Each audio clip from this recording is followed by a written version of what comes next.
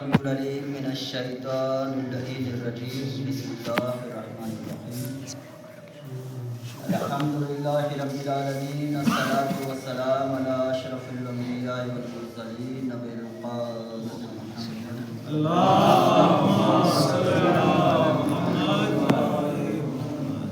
خاتم النبیین والہ الطیبین الطاہرین المعصومین المنتخبین المنتجبین اما بعد فقد قال اللہ تعالی فی کتابہ المبین وهو اصدق الصادقین وقولہ الحق بسم اللہ الرحمن الرحیم ان الدین عند اللہ الاسلام صلوات محمد علیہ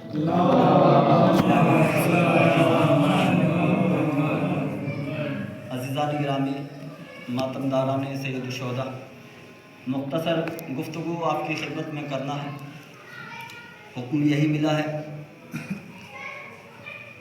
مذہب اسلام جس کے بارے میں بتایا گیا ہے قرآن میں ہے کہ دین جو ہے وہ اسلام ہے۔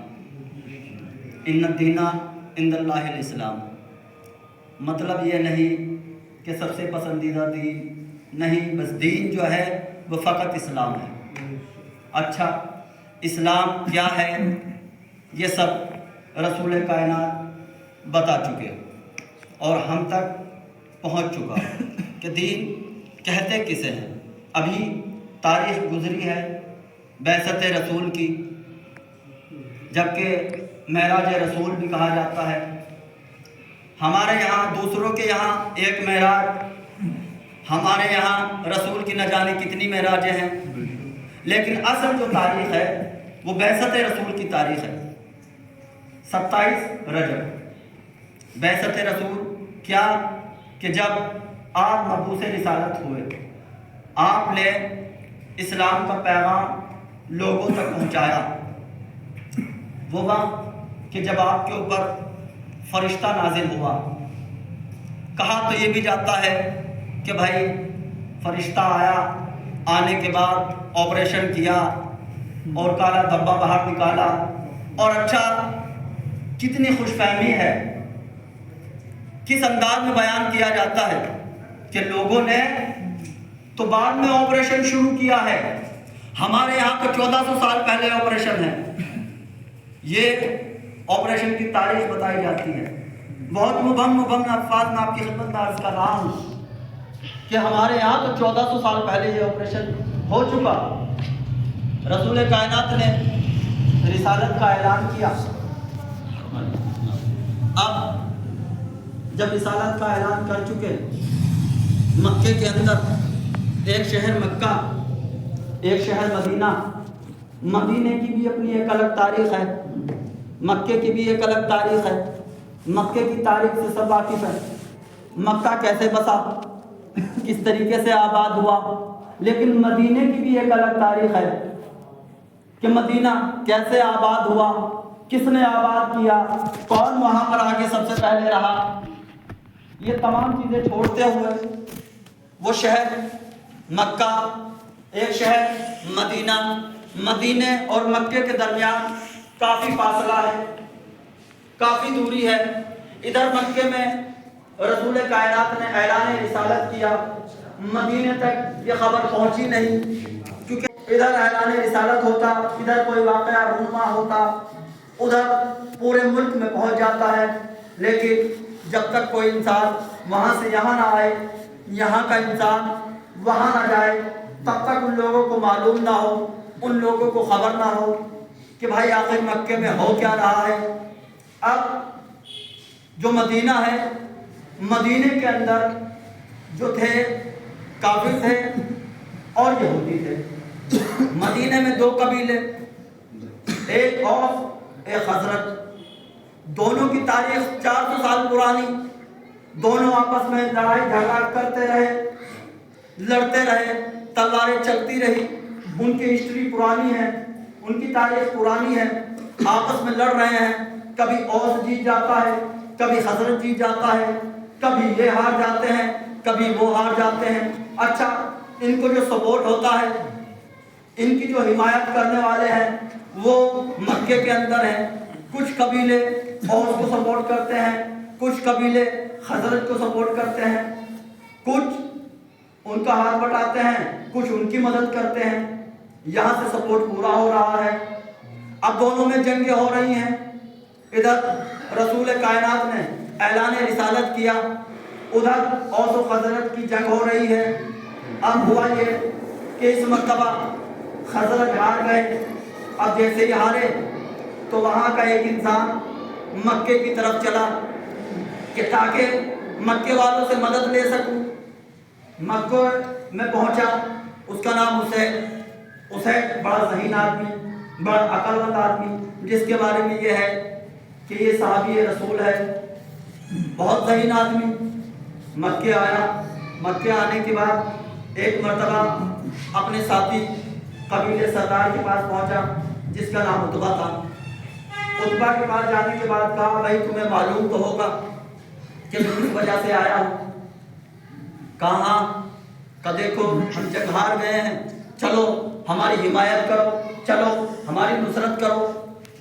اب جیسے ہی یہ سنا تو ایک مرتبہ عتبہ نے کہا کہ بھائی جب آگ اپنے گھر کے اندر لگی ہوئی ہو تو وہ عقل مند انسان نہیں ہے کہ دوسرے کی گھر کی آگ پہلے بجھائے، تو پہلے اپنے گھر کی آگ بجھائی جاتی ہے، بعد میں دوسرے کی آگ بجھائی جاتی ہے۔ کہا کیا مطلب؟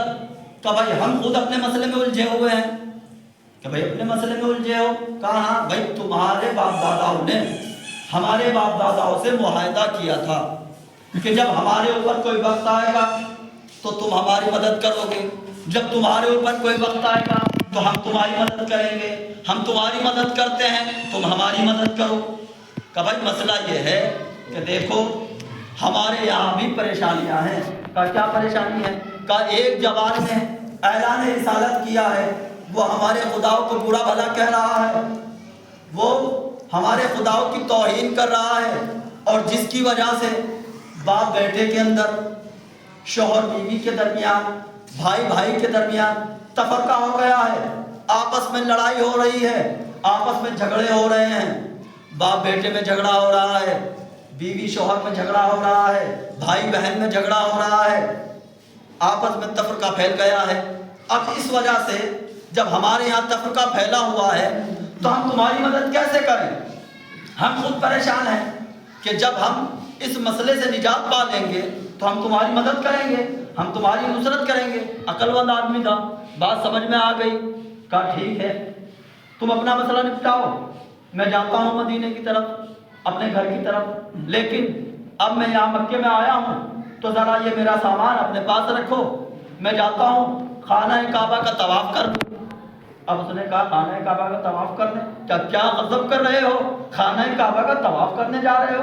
کہا احمق ہو گئے ہو، مکے میں آیا ہوں طواف تو کروں گا۔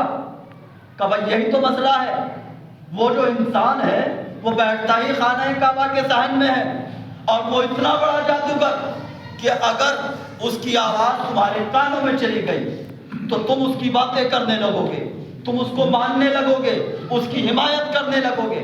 کہا کیسی بات کرتے ہو؟ کہا ہاں وہ اتنا بڑا جادوگر ہے۔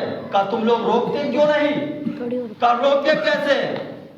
ابو طالب موجود ہے، وہ ابو طالب کا بھتیجا ہے، جب تک ابو طالب ہے تب تک ہم اسے کچھ نہیں کہہ سکتے، جب تک ابو طالب ہے ہم کچھ نہیں کہہ سکتے۔ اچھا کون ابو طالب؟ بس ایک جملہ، کون ابو طالب؟ جب رسول معراج کی ابھی دن گزرا ہے، کون ابو طالب کے جب رسول معراج پر گئے، سفر معراج پر واپس آئے، لوگوں نے پوچھا یا رسول اللہ معراج پر کیا دیکھا؟ تو ایک مرتبہ رسول کائنات نے کہا رأیت ربی فی احسن صورتی، کہ میں نے اپنے رب کو اچھی خوبصورت شکل میں دیکھا۔ اب جیسے ہی رسول کائنات نے کہا کہ میں نے اپنے رب کو خوبصورت شکل میں دیکھا تو میں کہوں گا یا رسول اللہ اللہ موسیٰ سے کہہ رہا ہے کہ لن ترانی، کہ تم مجھے دیکھ نہیں سکتے، اور آپ کہہ رہے ہیں کہ میں نے اپنے رب کو خوبصورت شکل میں دیکھا۔ یہ کیا ہو گیا؟ یہ تو تضاد واقع ہو گیا۔ موسیٰ کو اللہ نے کہا کہ تم مجھے دیکھ نہیں سکتے اور آپ کہہ رہے ہو کہ میں نے اپنے رب کو دیکھا۔ تو ایک مرتبہ رسول کائنات نے مسکرا کر جواب دیا کہ رب کہتے کسے ہیں؟ غور کرو کہ رب کہتے ہیں پالنے والے کو۔ اب دیکھو جس نے مجھے پالا میں نے اسے معراج پر دیکھا۔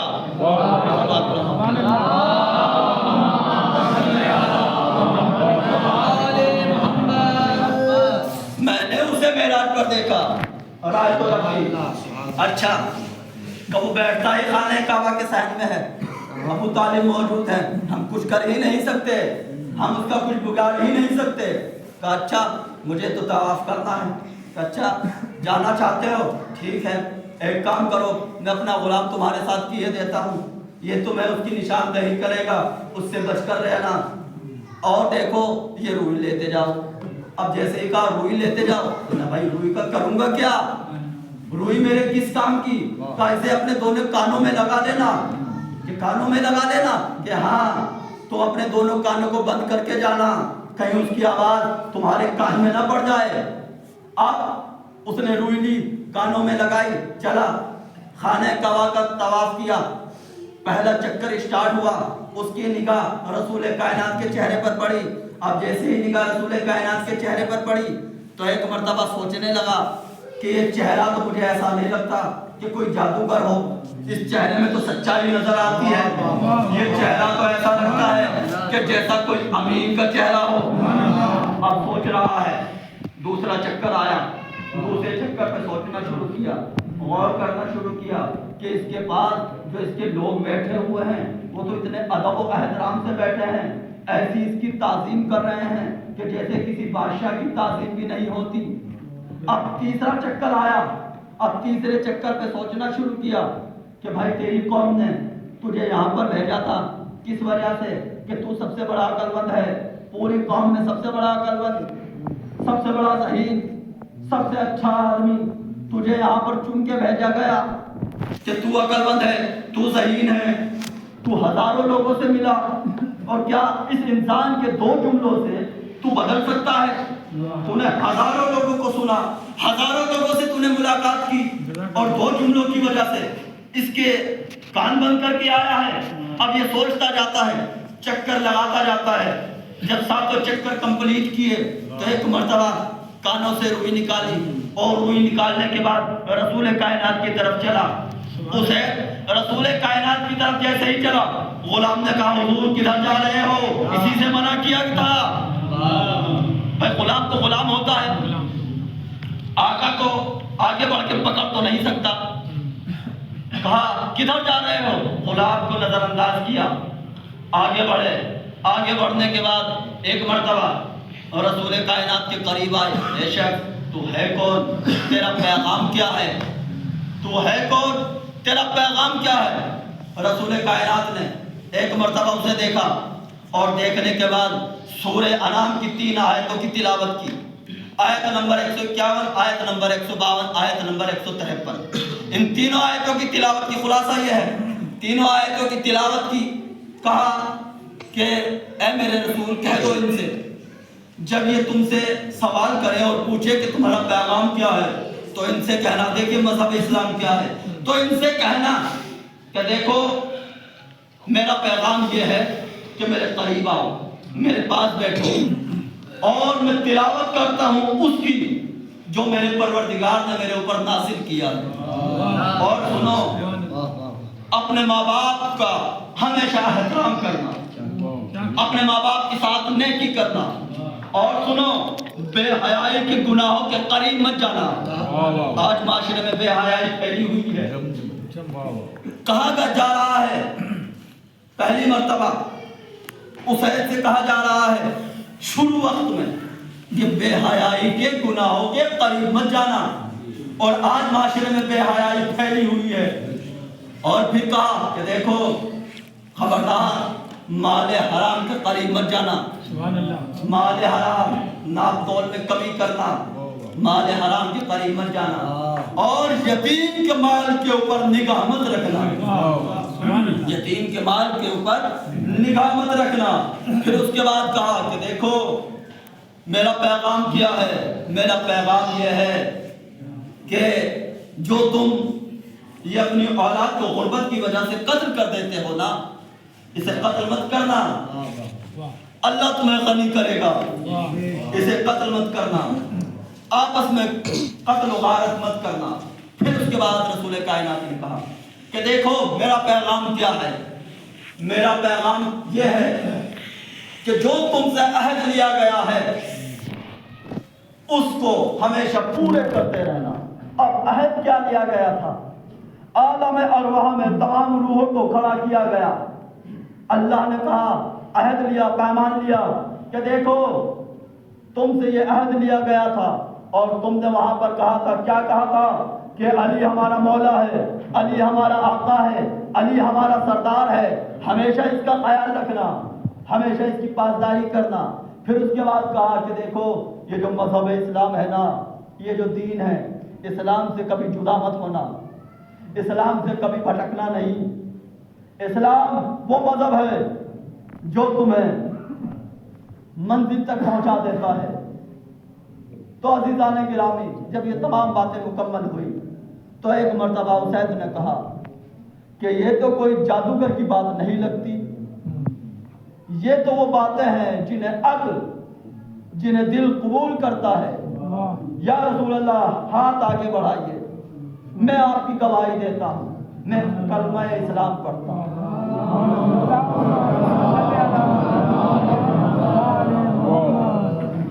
تو یہ ہے مذہب اسلام، یہ ہے اسلام۔ جب آیا سب سے پہلے جو درس دیا کہ دیکھو یہ مت کرنا، یہ مت کرنا، یہ مت کرنا، اور پھر یہی بے حیائی، یہی گناہ اور یہی معاشرہ خراب۔ ایک وقت وہ بھی آیا کہ جب یہ پھیلنے لگا چاروں طرف۔ آج نانا مذہب اسلام کی پہچان کرا رہا ہے کہ دیکھو یہ ہے میرا دین، یہ کہتا ہے اسلام۔ اور اس کے بعد نواسے نے مذہب کی پہچان کرائی کہ دیکھو یہ ہے اسلام، یہ ہے دین۔ اور حسین، وہ حسین کہ جو ایک مرتبہ حسین کے دامن سے وابستہ ہو گیا، اسے نجات مل گئی، چاہے وہ شرابی ہی کیوں نہ ہو۔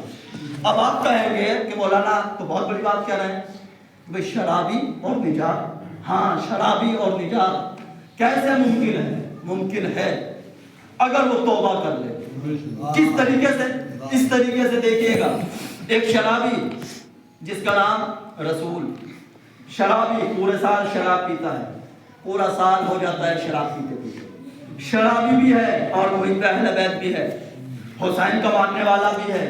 ادھر محرم قریب آتا ہے، محرم آیا، اس نے شراب پینی بند کی، اب 10 دن تک شراب نہیں پیے گا، عاشور تک شراب نہیں پیے گا۔ مجلس میں جاتا ہے، سب سے آگے بیٹھتا ہے، مجلس سنتا ہے۔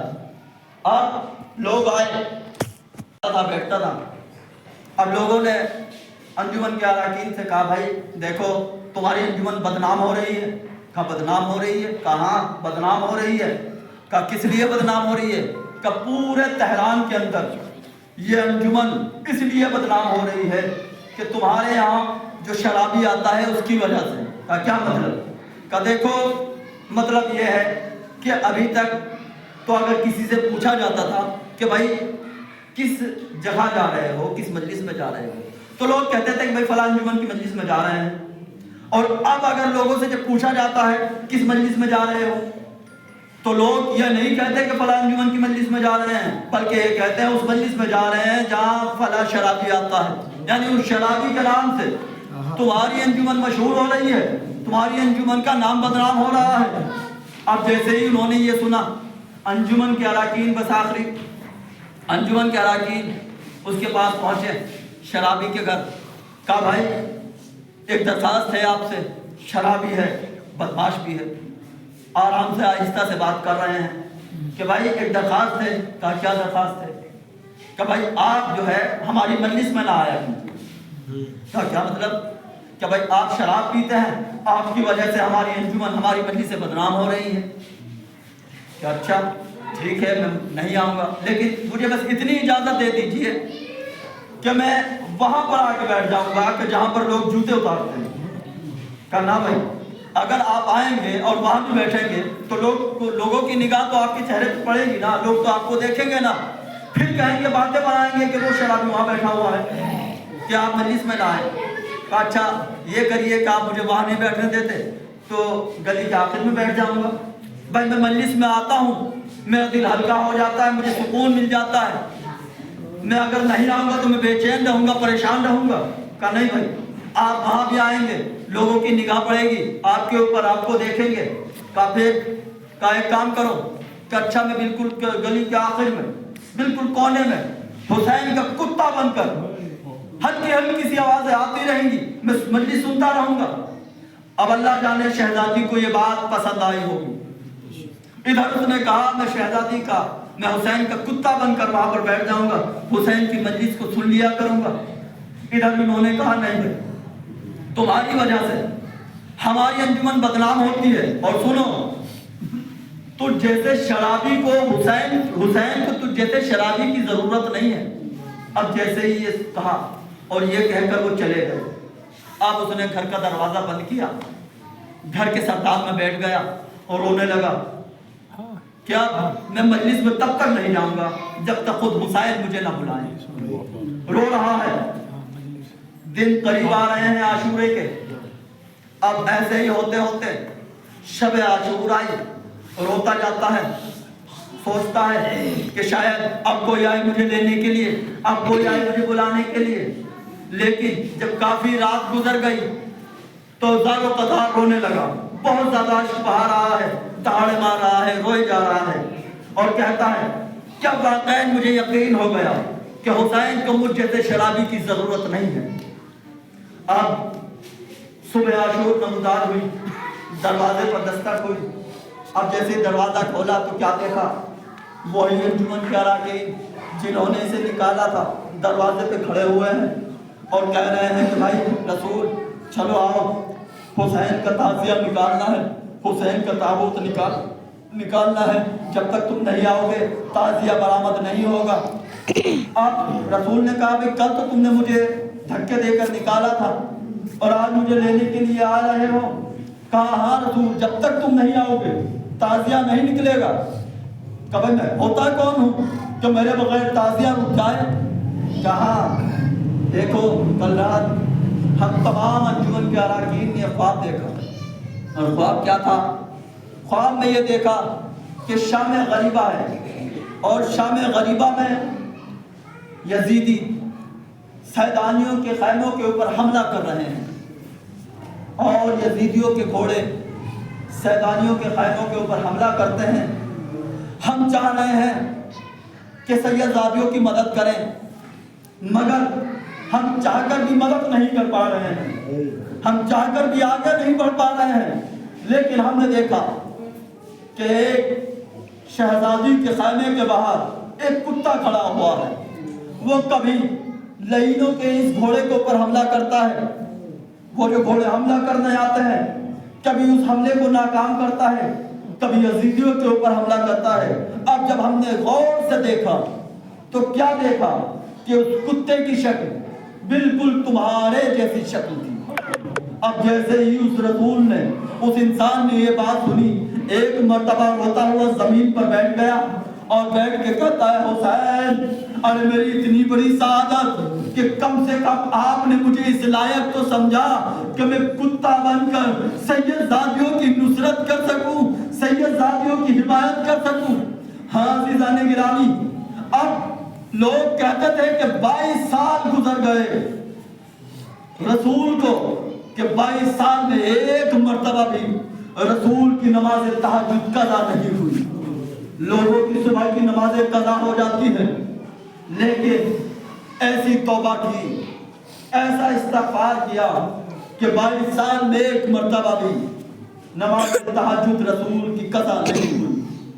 اور ایک مرتبہ رسول بیٹھے ہوئے ہیں اپنے دوستوں کے پاس اور دوستوں سے کہا کہ دیکھو اب یہ جو شب جمعہ آنے والی ہے نا، میں شب جمعہ میں دنیا سے چلا جاؤں گا، اور سنو میری آخری وصیت یہ ہے کہ مجھے قم نو کے قبرستان میں دفن کرنا. اب دوستوں نے سمجھا کہ شاید مذاق کر رہا ہے. اب لوگ ایسے ہی چلے گئے. اب 2 دن بعد 3 دن کے بعد شب جمعہ آئی، معلوم ہوا کہ رسول دنیا سے چلا گیا. اب لوگوں کو یقین آیا کہ رسول سچ کہتا تھا. اب بھائی رسول نے وصیت کی تھی کہ میرے جنازے کو میری قبر قم نو کے قبرستان میں دفن کرنا. اب ہٹ ہو جائے گی اپنا آپ ہی جب زیادہ سے ہو جائے. گیا، بات کی گئی کہ بھائی یہاں کوئی قبر ہے؟ انہوں نے کہا بھائی قبر تو ایک بھی خالی نہیں ہے، پورا قبرستان بھرا ہوا ہے. اب انہوں نے کہا بھائی آخری وصیت تھی، عمل تو کرنا ہوگا. اب وہ یہاں سے چلے جنازہ لے کر کومینوں کے قبرستان کی طرف. اب جیسے ہی دروازے پر پہنچے تو کیا دیکھا؟ ایک شخص کھڑا ہوا ہے اور اس نے کہا کہ کیا یہ رسول ترک کا جنازہ ہے؟ کہا کہ تم کون؟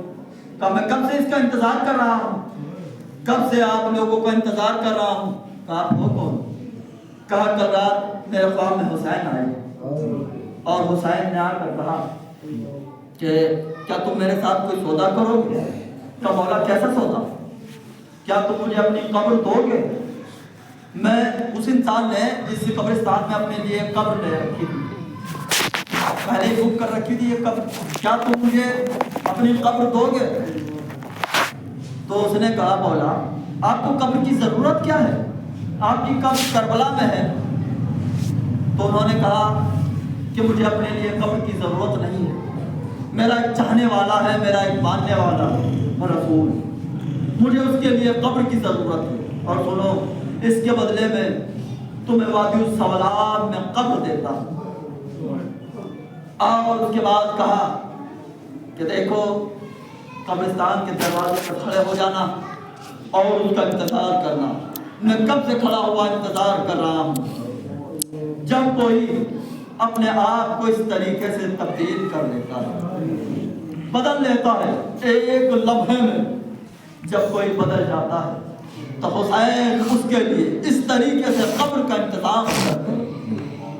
یہ حسین ہے کہ جس نے اپنے چاہنے والوں کو کبھی تنہا نہیں چھوڑا، لیکن شرط یہی ہے کہ سچے دل سے ان کے قریب آؤ، ان کی بات مانو. خالی ماننا کافی نہیں ہے. جو پیغام حسین نے دیا ہے، جو پیغام اہل بیت علیہ السلام نے پہنچایا ہے، اس کے اوپر عمل کرو.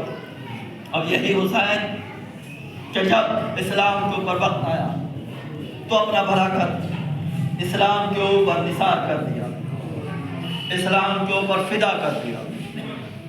ہاں عزیزان گرامی، اب وہ وقت آیا کہ ولید کا ایلچی حسین کے پاس آیا اور آنے کے بعد کہا کہ آپ کو دربار میں بلایا گیا.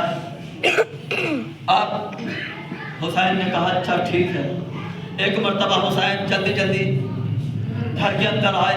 زینب سے کہا بہن زینب ولید نے دربار میں بلایا ہے. اب زینب نے جیسے دربار کا نام سنا، ایک مرتبہ کہتی ہے بھیا دربار نہ جانے دوں گی. یہ وہی دربار ہے نا کہ کل جہاں میری اماں گئی تھی اور بوڑھی ہو کر واپس آئی. بھیا اگر دربار جانا ہی چاہتے ہو تو میری ایک شرط ہے کہ مجھے کوئی ضمانت دے کر جاؤ. ادھر حسین اور زینب میں گفتگو جاری ہے، ادھر زوجہ عباس حجرے میں داخل ہوئی. ایک مرتبہ چہرے کا رنگ اڑا ہوا ہے. عباس کی نگاہ زوجہ کے چہرے کے اوپر پڑی تو کہا گھبرائی ہوئی کیوں ہو، کیا مسئلہ ہے؟ کہ میں جانتی کچھ نہیں، بس اتنا جانتی ہوں کہ حسین کہیں جانا چاہتے ہیں، زینب منع کر رہی ہے. اب جیسے ہی عباس نے یہ سنا، ایک مرتبہ تلوار کو لیا اور چلے حسین کی طرف. اب زینب کی نگاہ عباس کے چہرے پر پڑی.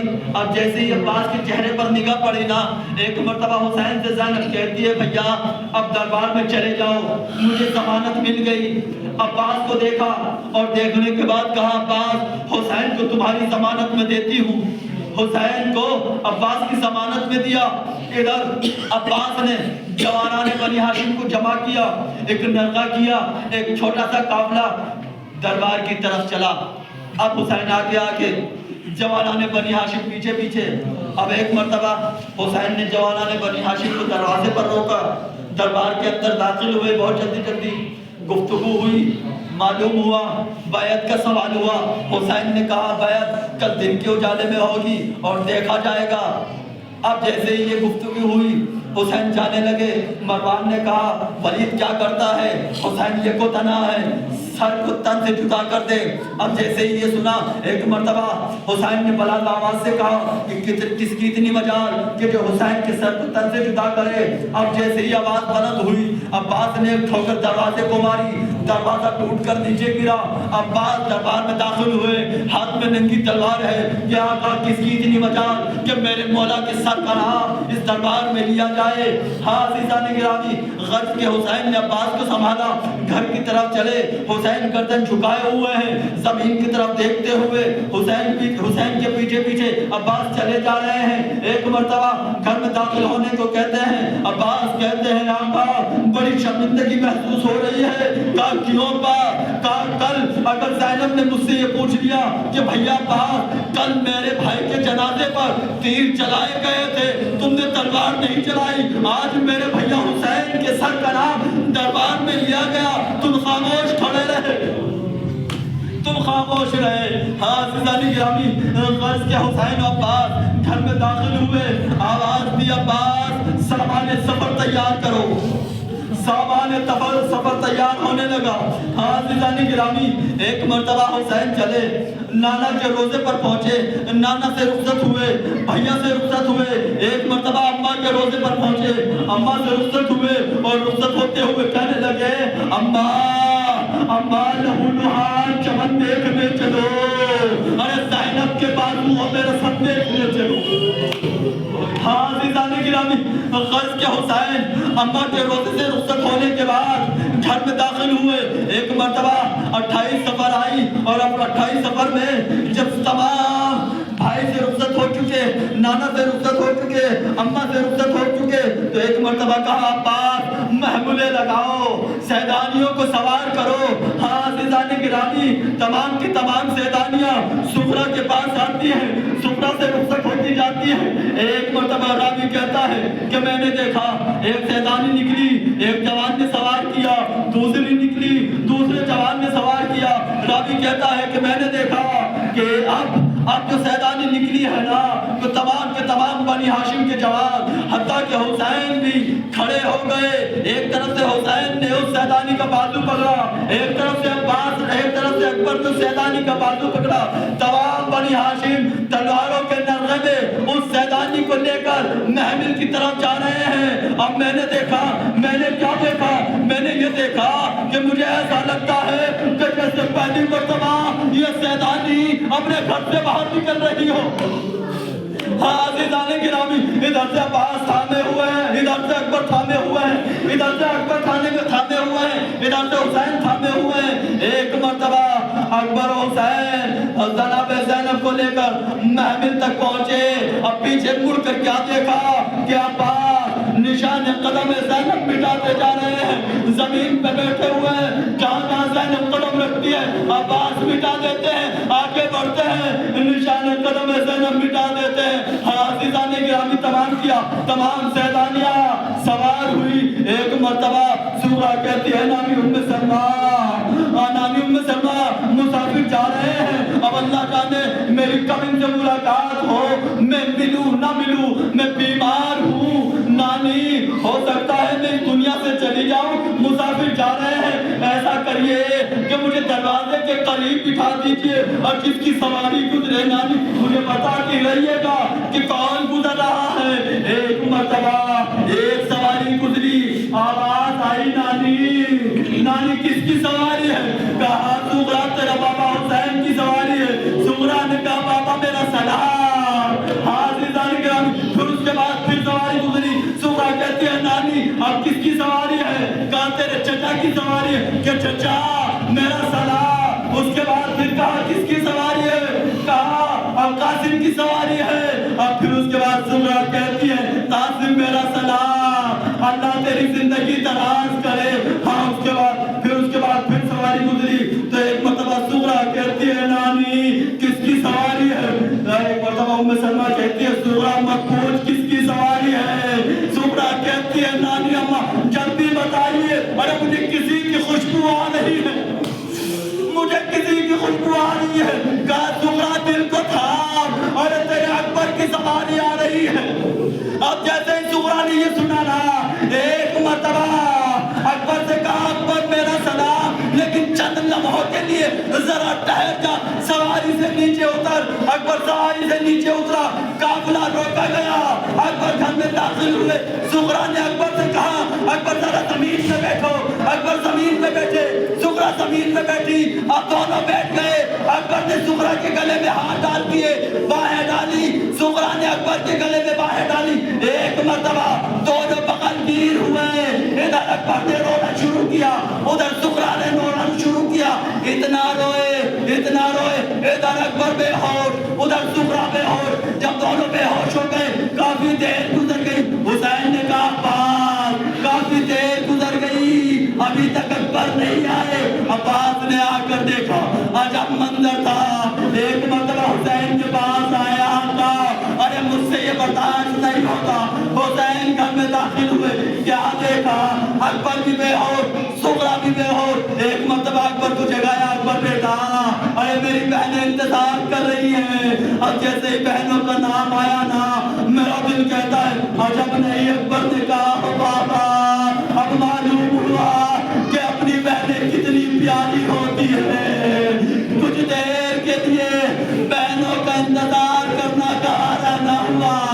ارے بابا، اور لیکن میری بہن زغرا، اب اللہ جانے میری زغرا سے ملاقات ہو یا نہ ہو۔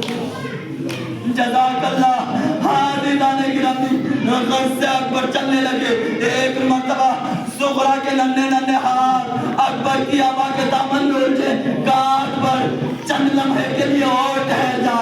حسین نے کہا زغرا اب کیا ہے؟ کہا بابا چند لمحے کے لیے۔ ایک مرتبہ بابا بھی ٹھہرے، اکبر بھی ٹھہرے، اب دونوں کے دونوں ٹھہر چکے۔ زغرا زمین پر بیٹھی، زمین پر بیٹھنے کے بعد زمین کی مٹی کو اکٹھا کیا، اور جب زمین کی مٹی کو اکٹھا کیا نا، اکبر سے کہا اکبر، اور اپنا پاؤں اس مٹی کے اوپر رکھ دو۔ حسین نے کہا زغرا یہ کیا کر رہی ہو؟ تو ایک مرتبہ زغرا کہتی ہے بابا میں بیمار ہوں، میری زندگی کا کوئی بھروسہ نہیں بابا، اب اللہ جانے میری ملاقات اکبر سے ہو یا نہ ہو۔ ارے میں اکبر کے نشان قدم کے سہارے، اکبر کے نشان قدم کو بوسہ دے کر اپنی زندگی کے دن پورا کر لوں گی۔ ادھر شبہ عاشور نمودار ہوئی، اکبر میدان میں پہنچے، اکبر زین زمین پر آئے، بچی کا پھل سینے میں لگا ہوا ہے۔ حسین نے بچی کا پھل نکالا، اکبر کی آنکھوں میں آنکھ دیکھی، کہا بیٹا کیا آس ہے، کیا تمنا ہے؟ کہا بابا زغرا سے وعدہ کر کے آیا تھا کہ زغرا تجھے لینے آؤں گا۔ بابا اتنا چاہتا ہوں کہ میں زغرا کو دیکھنا چاہتا ہوں کہ اللہ جانے زغرا کس حال میں۔ ایک مرتبہ حسین نے دو انگلیوں کو بلند کیا، کہا اکبر ان دونوں انگلیوں کے درمیان دیکھو۔ اب جو اکبر نے دیکھا روضہ رسول زغرا نہیں، روضہ بطول زغرا نہیں ملی۔ ایک مرتبہ گھر میں دیکھا زغرا نہیں، کہا بابا زغرا نظر نہیں آتی۔ ایک مرتبہ حسین نے کہا اکبر ذرا غور سے دے، وہ جو نشان قدم چھوڑ کر آیا تھا۔ اب جو اکبر نے غور سے دیکھا اور ایک صحیفہ نشان قدم سے لپٹی ہوئی کہہ رہی ہے